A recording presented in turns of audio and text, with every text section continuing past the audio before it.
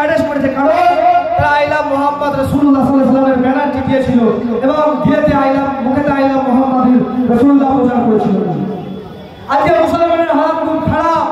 তারা চেনে না খালিদ বিন ওমরকে, তারা চেনে না হযরত উসমানকে, তারা চেনে না খালিদ বিন ওয়ালিদকে, তারা কে সালাউদ্দিন আইয়ুবী চেনে না, তারা ওমর ফারুক চেনে না, তারা আল্লাহর নবী চেনে না। যে মুস্তাফার গোলামি করতে হবে, কোন সুন্দর গোলামি করলে চলবে না, হারাম করে গোলামি করলে চলবে না, একমাত্র ফাত্তাবিউনি হিবিকুল্লাহ, মুস্তাফার অনুসরণ করতে হবে, তবেই তুমি জান্নাত। কেমন করে জান্নাতে যাবে? দাদা শুধু তোমাকে জান্নাতে নিয়ে যাবে না, বাচ্চা আলিয়া শুধু তোমাকে জান্নাতে নিয়ে যাবে না, মা শুধু তোমাকে জান্নাতে নিয়ে যাবে, নিয়ে যাবে একমাত্র আল্লাহ রাসূল। রাসূল তোমাকে জান্নাতে নিয়ে যাবে, কারণ তারা দেখিয়ে দিয়েছে ইহদিনাস সিরাতাল মুস্তাকিম, সরল সঠিক সৎ পথে চলো। যেটা ইসলামের নির্ধারিত, যেটা হারাম করেছে হারাম, যেটা হালাল করেছে হালাল, যেটা সুদ থেকে দূরে রাখতে হবে সুদ থেকে দূরে থাকতে হবে, লড়াই থেকে দূরে থাকতে হবে লড়াই থেকে দূরে থাকতে হবে।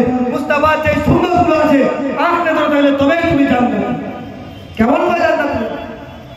জান্নাতে বাপ তোমাকে জান্নাতে নিয়ে যাবে, মা তোমাকে জান্নাতে নিয়ে যাবে না, কোনো ওলি তোমাকে জান্নাতে নিয়ে যাবে, একমাত্র ইমাম।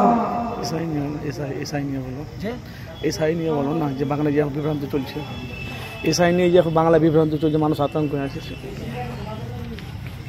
আজকে